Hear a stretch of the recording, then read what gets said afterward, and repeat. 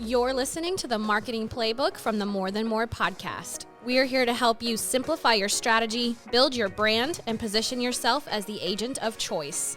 Let's start the conversation.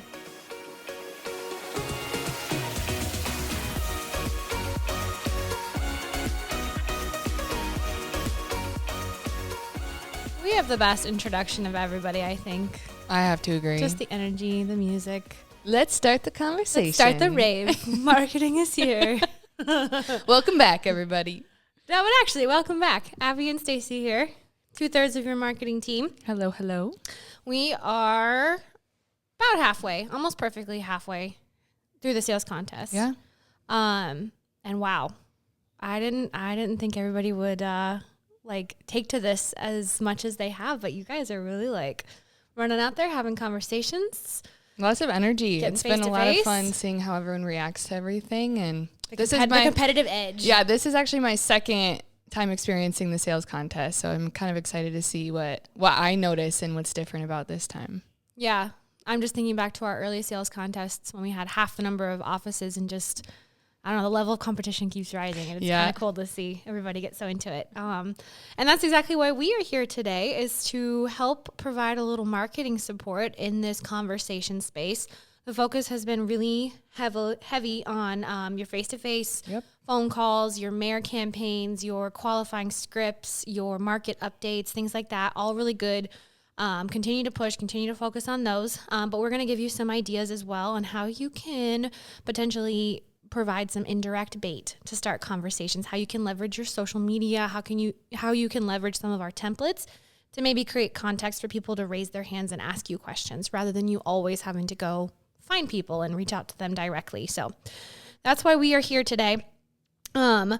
Staci has just put out the January marketing newsletter, which is really heavily focused on social media, particularly, not just in best practices and some of the updates that are there, which we'll get to, but she's provided a lot of new graphics that we're going to use as examples of how to create conversations in the marketing space. So you just want to update us on what's now available? Yeah. So it was actually the February newsletter. Sorry. The January. I don't know what month it is. Q1 It's January 28th. Dry January was a bust. It's like 2025. Who is she? Oh my gosh, yeah. We definitely have been feeling all of January's days. Ooh. But yeah, so the February newsletter is going to be dropping this week, and that has specifically some national market data graphics on it. And we'll kind of get into that here in a little bit, but local and national market data and just using some of those graphics is probably like one of the number one tip we have in really just establishing yourself as the market expert. And using some of this stuff and, creating kind of your own language surrounding it really, really does position you to be this thought leader and to be the know-it-all real estate agent that these people immediately think of. Yeah, I like that. But no, it is the know-it-all. Like, these people know what you're talking about, and you know your industry, and you know what's going on. And using these templates and these graphics that we give you guys every month is a really great place to start. Yeah. So like Staci said, there are national market data graphics newly available from Century 21. As always, we have the customizable ones that you can use for your local areas as well. Your market update in the Forge has your MLS and your IAR data. And of course, you can always use your own MLS and RPR to pull that information as well. Mm-hmm. And one of my favorite pieces of the sales contest workbook, if you recall, there is a section in your Focus on Creating Value workbook that specifically digs into the conversation you will have with a lot of people who will say, should I buy now or buy later? Should I sell now or sell later? So Staci has taken those scripts and that conversation and packaged it into social media graphics so that you can use that as indirect bait as well on your social media. So we are going to talk about how to use those national market data graphics, your local market data graphics, and the buy now, buy later, sell now, sell later as leverage, as bait on your specifically your social media profiles, but this could also be leveraged in other online spaces, but that's just where we will focus today. So the very first way that you can use this is in a market update video. Very straightforward, but honestly, I see so few people doing this that the people that I do come across on my feed who are giving an update on the market, I almost always stop to watch. Mm-hmm. Almost always, whether it's on TikTok, whether it's on Instagram, whether it's on Facebook. This is just such a straightforward way to show, hey, I know what I'm talking about. And you didn't have to make any of the graphics. Like, that's the best part. And that's the hardest part for a lot of people too. So you can, I mean, you've heard us talk about it. You can green screen with these graphics, throw them up behind you, and then just talk through them. You don't have to come up with a big complicated script. You don't have to have a teleprompter app. You can literally just explain, hey, this is what days on market in our area, the context for this. This is what average sales price means for context in our area. It is not enough to just throw this information up behind you and state what it is. They can see it. They can read. You need to explain what it means. Yeah. And explain what it means in a very easy to understand way as well. Like when you're talking about the real estate industry and specifically like market data, I just feel like the terms and some of the language that you use to describe that, it tends to be confusing for just a normal person to understand. So it's okay to like really dumb it down, especially on social when you're trying to get this message out to like a lot of different people. Just speaking in that easy to understand language, it's just going to help get that point across so much better versus using the very technical, literal. Yeah. Consider that your buyers and sellers, your people on social, don't sit in a team meeting every week and hear these terms constantly. So market update videos are just a really standout way, I think. And just a gentle reminder, it was a couple months ago, but there are some video tutorials for sure in the huddle, just how to throw those up quickly, how to do that directly in TikTok, and just some different options you have there. So definitely go check those out. Yep. I would also use the buy now, buy later, sell now, sell later graphics, and potentially even the scripts in the sales contest workbook. That could be a mini video series. You could split that into 2 or even 4, maybe, videos talking through, and again, make that local to your market. Should I buy now? Should I buy later? Again, you can split that into 2 videos or do just one video for it, but you could make a little mini series out of it. You could use our scripts and our graphics to get you started, but you should localize it to your area and say, hey, this is what I am hearing from my buyers and my sellers right now. So here is my professional advice to you. That's a really great way to stand out too. And I know you guys are probably tired of us telling you to make videos, but there really is. Oh my gosh, yeah. It's not going away. It's hasn't gone away for a while. I don't foresee it now that TikTok's back. I don't foresee it going away for a little bit even now. But this is just a foolproof way to stand out on social and create the context for people to raise their hands, right? That's the whole point of this, is not just to position yourself as a market expert, although that's like benefit number 1. But benefit number 2 is you want to create the space for someone to comment, to message you, to ask a question, especially if you put a call to action in there too, saying, is this what you are seeing? Do you have questions about this? How can I help you? Just use what we've already given you. Yes. And just put your face in front of it. Yeah, absolutely. In video, again, we've been talking about it. It is kind of intimidating, but it's just what can you do to make that easier for you? So whether it's like having a scripted call to action ready to go before you record, or if you notice on a lot of our videos, we'll kind of have what I call an end card, where it's just like a pre-created kind of picture that goes on the end of your video with a logo, with your face on it, with just your contact information. And have more questions, reach out. Just what are some of those things that you can plan before to make the actual work of the video less on you? Yes, and if you're sitting here thinking, oh my gosh, I don't know how to do any of that, Staci did teach a class pretty recently on how to use CapCut, both on the desktop and on your app. To make basic edits. Like, you can whip out a video like this in CapCut pretty easily. Yes. So she's got a recorded course on that you can find and use to get started. Yeah, absolutely. And also plug here, if you are one of those people that needs a script, I find we're all very split. Some people actually do better without a script. It just causes you to overthink. Yes. I know I prefer talking points. I just need like the 3 bullets I need to hit, and whatever comes out of my mouth comes out of my mouth. And that's fine. And then some people need it scripted, right? So if you are someone who needs it scripted, remember that RPR also has an AI scripting tool. We looked at it in team meetings a couple weeks ago. We looked at it in Reconnect as well. You all have access to RPR as realtors. You can log in, pull your market data, ask the AI tool to create a video script for you, and you can choose your audience. You can choose the tone.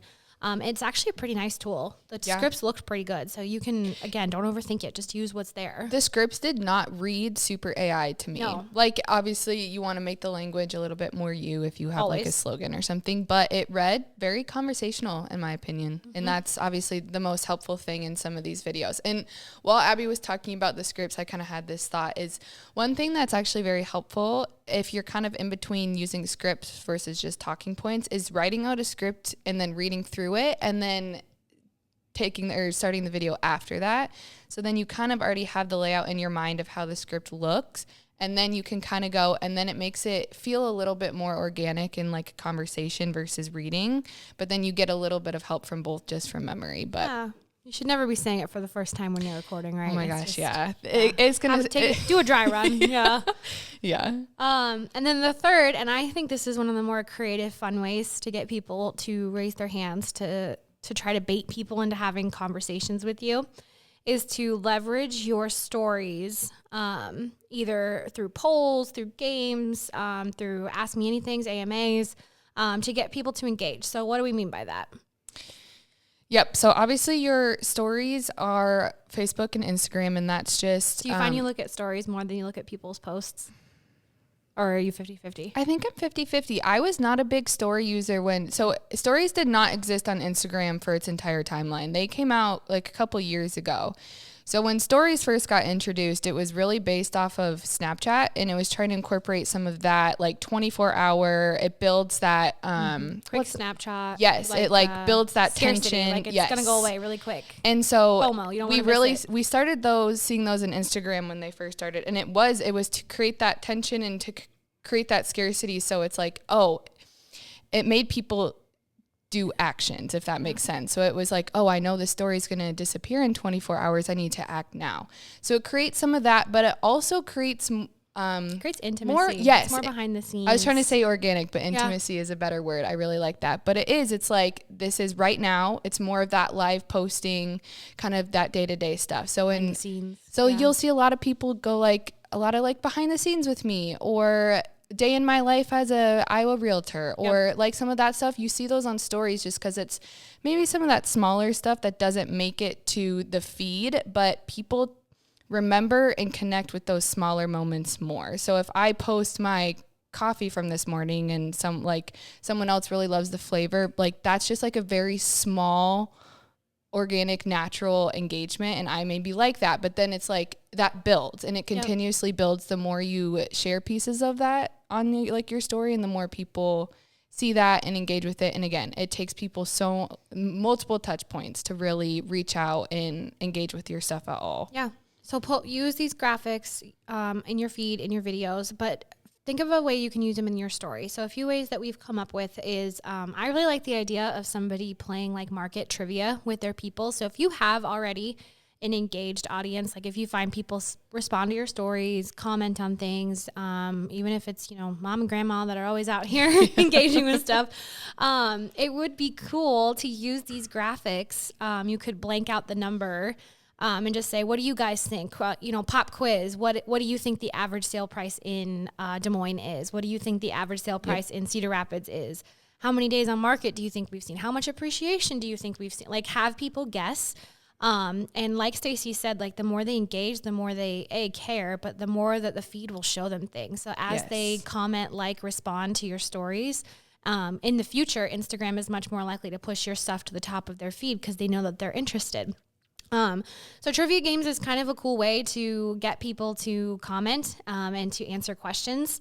It's also, again, a cool way just to show off your own market knowledge, because then you get to post the graphic with the answer and you look really smart. Yeah. And we love that for you. And there's kind of different engagement types on stories. There's the polls where all the user is going to have to do is just click their screen quickly and move on. Vote versus you're asking them a question. So if you post on your story, hey, are you looking to buy or sell this year? And it's like the question box. No one's answering that. No one's going to answer that because they have to go out of their way. And it's not that much effort, but it is on social. So building up with a few of those polls where people are going to tap and engage that way, and then building them up to maybe that question that's going to take a little bit more effort. Just something to keep in mind. Obviously, the first time someone's going to interact with your stuff and they maybe don't have a relationship established with you yet, they're not going to tell you. They're not going to type stuff out. They're not going to fill that out. But something that's less effort that they just have to tap and it will go away. Yeah. They're way more likely to see that. But then you'll be able to see that. You can see who's quickly saying yes or no, and then you can keep that in mind.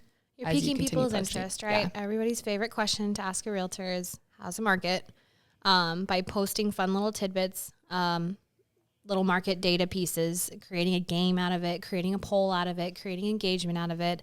It's annoying to have a question pop up in your feed and not get the answer, right? Like that's why clickbait headlines exist. That's why videos lead with, have you ever experienced this? And then wait till the end to get the answer. And you're like, I don't want to wait till the end, but I will. Yes.